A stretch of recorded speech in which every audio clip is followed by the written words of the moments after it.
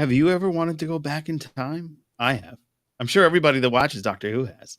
But there's something about going back and following your favorites, looking back at your old self and looking back at old familiar faces that just makes you feel at home. And it makes you wonder even more, like, what was going on at that time and how are things done? So be sure to stick around and find out the answers to all of those questions and find out what friends we made along the way.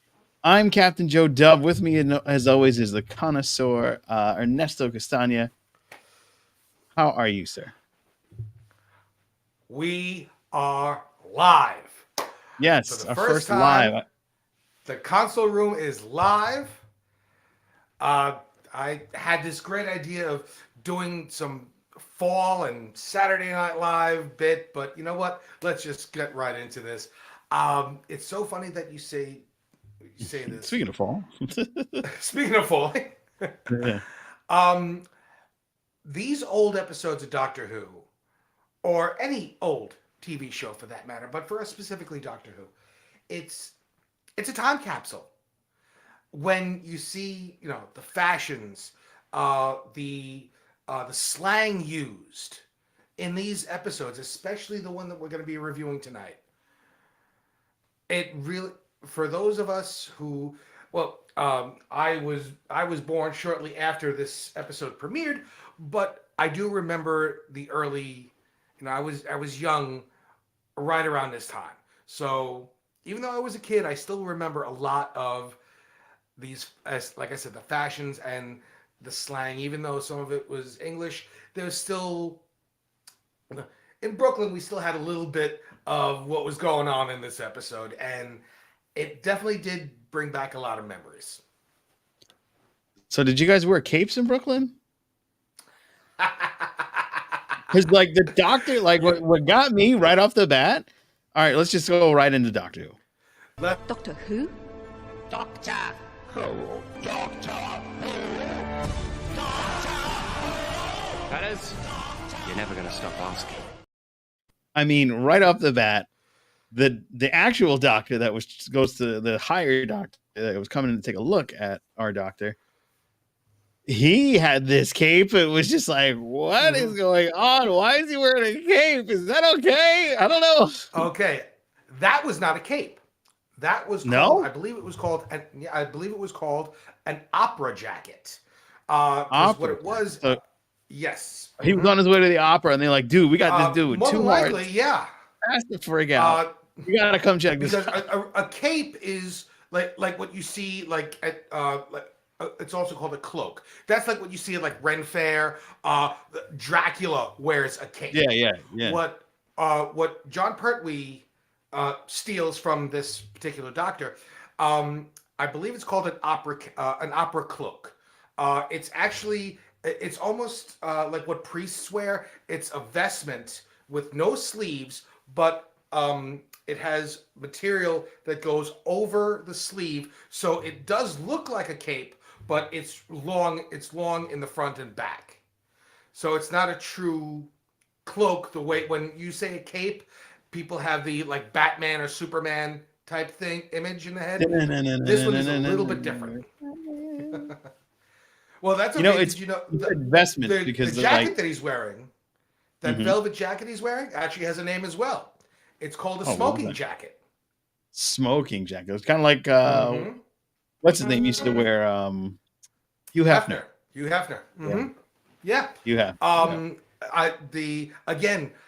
One of the benefits of having older parents is my dad actually had those ruffled shirts in his closet, and I wore them and when I got into Doctor Who in my teens, I actually wore them to school. I actually went into Dad's If old I would have closet. had those ruffled jackets, I'd have been like, I'm Prince.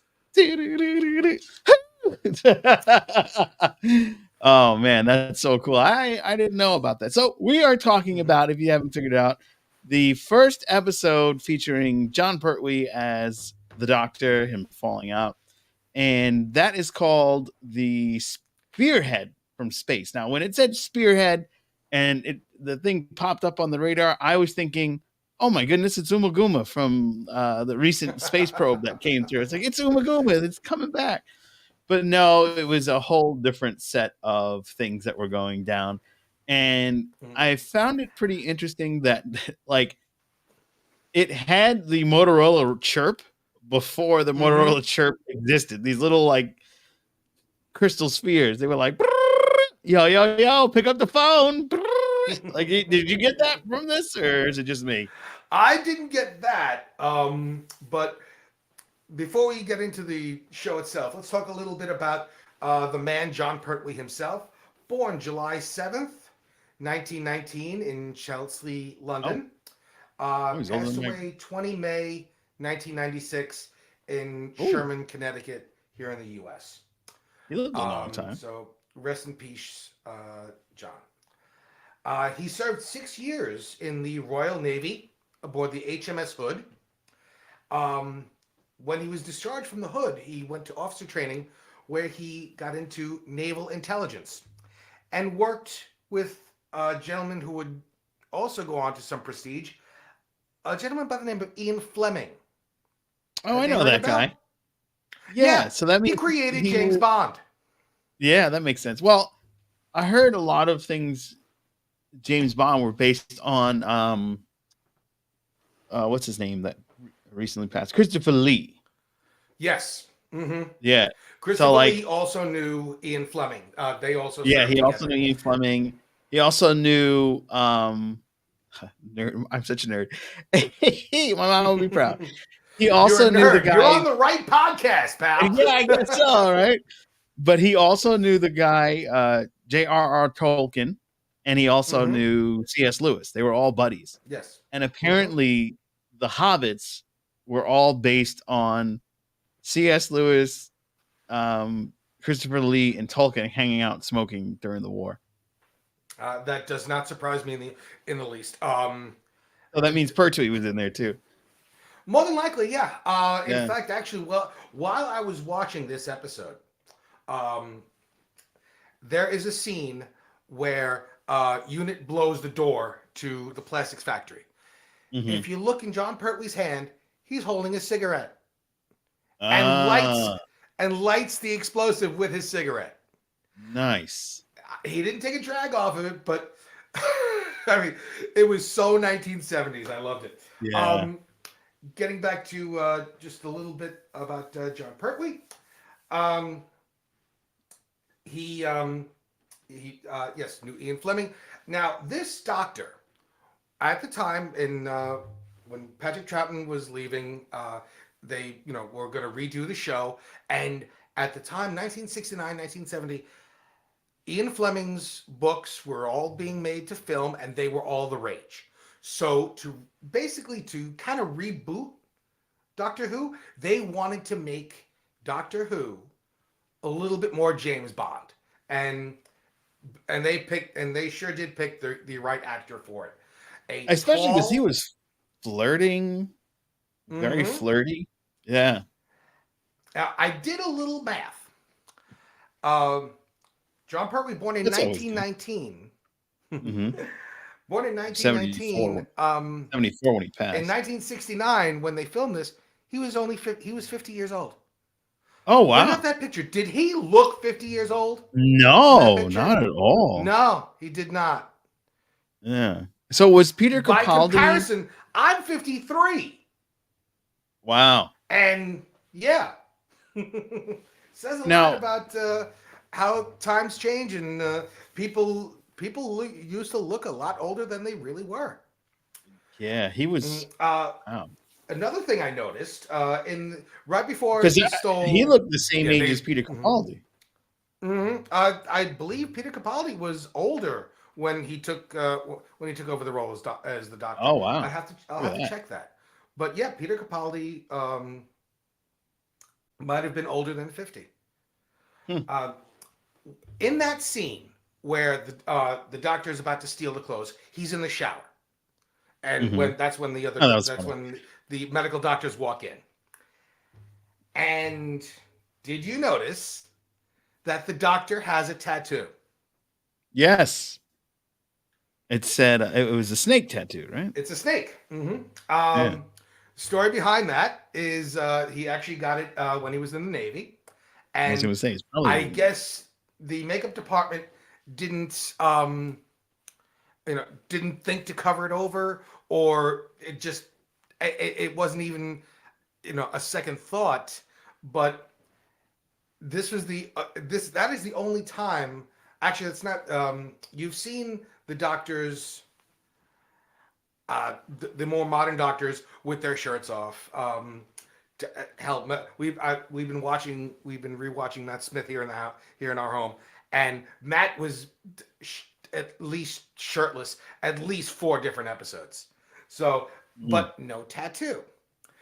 Yeah. Me personally, I would have kept that. I would have kept it going, but apparently he regenerated with a tattoo. There you go. There's Everybody's no got something canon different. behind it. There's no story behind it. There's no lore behind it. I just find it really funny. Yeah. So, let us then go into the companions. Doctor Who? See, I met this person and I got whooshed away across all space and time. I mean, I had the most amazing adventures, really. I mean, you wait till you hear, because I'm going to tell you them all. When you go live, you can catch your mistakes. There's my mistake. Yes. You're welcome. No, the companions. So this Are time we around, live? Yeah. we're live, baby. Yes. We got so interesting fray of companions this time. We've got the good old Brigadier. Brigadier, his full name, Brigadier Sir Alistair Gordon Lethbridge Stewart, played by the phenomenal Nicholas Courtney, who also passed in 2011, and shortly after he passed, Matt Smith was playing the 11th Doctor at the time, and they did a little homage to Nicholas Courtney. The Doctor, it was during the season, I believe it was season 6. The Doctor knew he was going to die, so he went on this last hurrah tour. And one of the things that he did was call the home where his old friend, the Brigadier, was, and wanted to go out with the Brigadier one last time. And the nurse at the home sadly told the Doctor that his oldest friend passed away. I double checked that. Like I said, we're as a family we're rewatching Matt's Doctor, and we had just seen that yesterday. So I did the math, and yeah, it turns out that was done about the time that It was an homage Nicholas to him. Courtney Yeah. passed. So yeah, Yes. it was definitely an homage to him. We also had this young lady. Yes, Ms. Liz Shaw, played by Kathleen John. She's a scientist and advisor to UNIT. We first meet her when the Brigadier is interviewing her. Now, that is the original. We'll get to UNIT because there's a lot of UNIT, not only in this season, but throughout the entirety of Doctor Who. Liz was actually being interviewed by the Brigadier for the position that the Doctor once held and would go on to hold again. Liz was going to be the scientific advisor.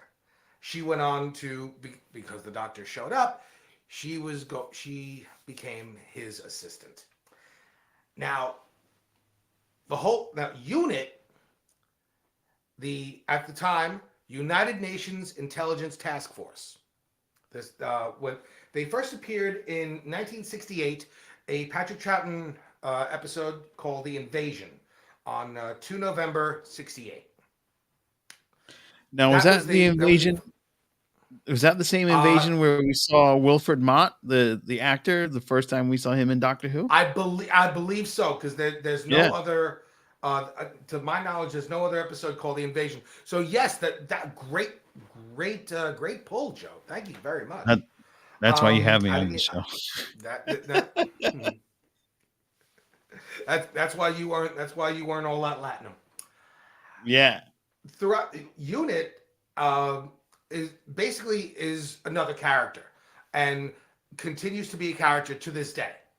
All these years, 50 some odd years later. The modern unit is is called now- G Unit, if I'm not mistaken, right? That's only in the hip hop community. Yeah, he got it. Woo! Silly joke. I may be old, but I'm still from the hood. Remember, I I'm listen from to hip hop. Yeah.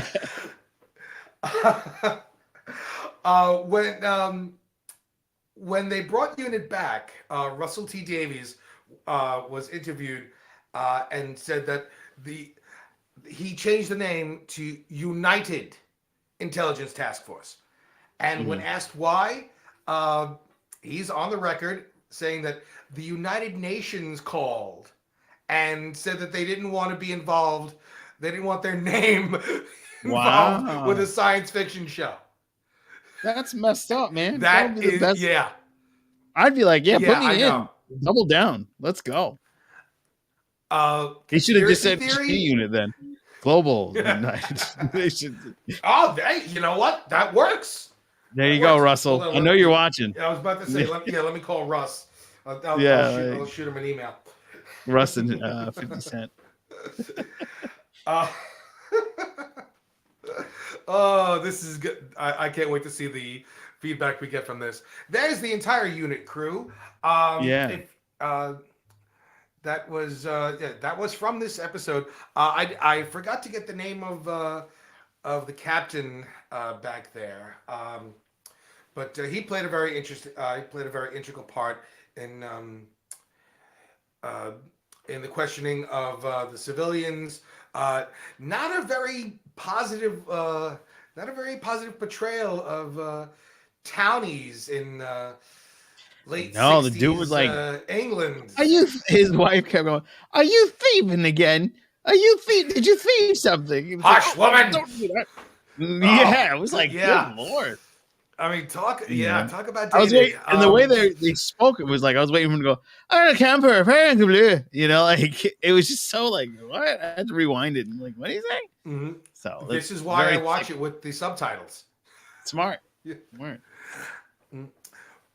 So throughout the years, Unit has become its own thing. Unit does play a huge part in the entirety of John Pertwee's time as the Doctor. But we neglected to mention why the Doctor is working for Unit. At the end of the last Patrick Troughton episode, the last series, I should say, last Patrick Troughton storyline, called War Games, he was put on trial by the Time Lords and found guilty for stealing the TARDIS and breaking the laws of time. And he was sentenced to regeneration and exile on a planet of his choice. Now, I've seen this on YouTube because I have not seen the actual episode from Patrick Troughton. But fans, if you go out there and you put Doctor Regenerations into the YouTube search engine, there's a couple of great videos of all the Doctors regenerating. And Patrick Troughton's regeneration was actually really, really funny. Just like most of what Patrick Troughton did during his time as the Doctor, the regeneration was absolutely hysterical. But it is because he is exiled to Earth, the Time Lords took the dematerialization circuit and stripped his memory of the dematerialization codes and all of his knowledge of time travel. He remembers that he can do it. He knows what the TARDIS is, but he cannot remember how it works, and he cannot remember how to fly the TARDIS. And he can't remember how to order a pizza. So he has to use no, he cannot remember how to order a pizza. However, he can figure out what these plastic things are. Yes. Which leads us to our villains. Yes, indeed.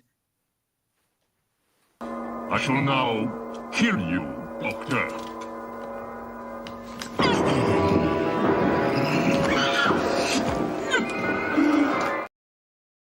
Yes, our villains are plastic automatons. And it's funny because the first appearance of the Autons. Yeah. We talked about them once before. They showed up again in the very first episode of the rebooted series in 2005, Rose. They were the Autons and the Nestene Consciousness were the big bads in that episode. This was their first appearance in Doctor Who. Yep. And it was nice that they got an upgrade. They definitely got an upgrade. But when you look at the makeup, it's so rudimentary, but terrifying. The BBC actually got a lot of calls after this aired that it scared children. Good. Children, I know, right? Just a few years before, the Daleks terrified children, and then they're going through school with a egg beater and a plunger, going exterminate to each other. But this was different. Children were afraid to walk in front of storefronts because of the mannequins, because they came to Earth. That is a true story. That's funny. And I think it's great. I think it shows just the incredible impact that this show has on the populace of the BBC. Plus, it also has it says something about the time that it aired. 1970, was a very turbulent time in not just U.S. history but world history. So when you look at this little slice, this little time capsule, if you will, you see the fashions that Liz Shaw was. She was considered a fashion plate. And for a woman working for the military, that skirt was pretty short. The young lady who takes Liz's place in a couple of years, the actress name is Katie Manning. I don't remember the character's name off the top of my head. I actually just watched. Let's just go with not Liz. So go ahead. Not Liz. Yeah. Those mini skirts went even higher. So yeah, again, signs of the times, the hairdos, just a wonderful, wonderful time capsule. In 2024, we'll see modern shows and movies reflecting that time period. But when you actually watch something from that time that was considered contemporary, it really gives you a true perspective of what was going on, the zeitgeist, if you will, of what was going on at that particular time. So were these automatons, were they part of the Nestene? Was it always connected? Yes. Two, or? Okay. Those thunderballs, as the gentleman called them, they were pieces of the Nestene consciousness, and the one that the Doctor and Liz were examining was the main portion of the Nestene consciousness. The prop, I couldn't find a good picture to put up of the prop that they made for the Nestene consciousness, but it was 4 plastic garbage bags and a flashlight that was full of water. Wow! Damn. Again, BBC said the budget of Doctor Who. No expense for the Doctor. Let's make sure we get the glad garbage bag. 4 garbage bags and a flashlight in a box filled with water and had them pulsating. That's hilarious. I bought it, so it worked, and I'm 40, and this was 40 years ago, 50 years ago, so I'll take it. Yeah. Worked for me. Yeah. I was like, that's an interesting looking thing. Considering the episode probably had the same budget as this show does, that was pretty amazing. Yeah, true. I mean, you got to give credit to the prop master because he or she did a great job. They did an They amazing job absolutely did. for what they Absolutely had at did. that time. And even building the TARDIS set and well, that's actually part of the reason why the TARDIS is a police box, was solely budgetary. Mm. They as every Doctor Who fan knows, the reason that the TARDIS is a police box is because the chameleon circuit is broken. Broken, right? Yeah, I know. And it was stuck in Totter's Yard. When it landed in Totter's Yard in The Unearthly Child, the first episode, featuring William Hartnell as the first Doctor, it took the shape of a police box because in 1963, police boxes were heavily in use in London. And then the chameleon circuit broke. So now they're stuck as a police box. And why did they do that? Again, budget. Instead of having to build a larger set for the exterior of the ship, let's just do this and use it every week. And then every time we get a new Genius. companion, they're gonna go, it's so much bigger on the inside. Look at it's so huge inside. It's like a little box outside, and then inside is massive. And all the British people watching, it's like, that guy sucks. It's a terrible British accent. We're gonna get comments. We're gonna get comments on this. Joe, please do not embarrass yourself by doing another English accent. All right. I'll have you know, I am part Welsh, so there. But please comment below and hit us up on our social media To Be Seen and the Console Room Podcast. And while you're here, please subscribe and ring the bell. It helps us grow. It helps you know when we're going to drop the next episode, because we decided to just go live and surprise you. Woo! There you go. And this was, hey, even I was surprised at this. So, ladies and gentlemen, I don't know what kind of viewership we have right now. Probably no one else, but that's okay. No, because we have one when person. you watch this, we have, all right, awesome. Well, hello to our fan. No, we had 5. We had 5, and they had to go to bed. Awesome. Well, everyone, welcome. Thank you for tuning in. So let us know, what did you think of John Pertwee? Joe, what did you think of John Pertwee? I like John Pertwee. This is, I gotta admit, this is the first time I've seen his iteration of the Doctor. I've only seen clips and things. I've never actually seen a full Pertwee episode. I've seen the very first, The Unearthly Child. I've seen that. And I've seen the regeneration into Pertwee from the last episode, where he makes all the funny faces, because Patrick Troughton's got very good with humor. And I've seen some of the animated episodes of Troughton that they pulled from the audio that they have, because they don't have the actual footage. So it's a very interesting thing with the first few Doctors, because I've seen a lot of them, but I can't remember which was which and things like that. So, for us to have this opportunity to go back and look at the first episodes of the very first Doctors, I think this is great, because now I get a good liking and understanding of early Doctors. And I really enjoyed him. He reminded me of James Bond, especially because he was flirting yes, it's a TARDIS, it's bigger on the inside. It's just these little throwaway lines. I thought he was good.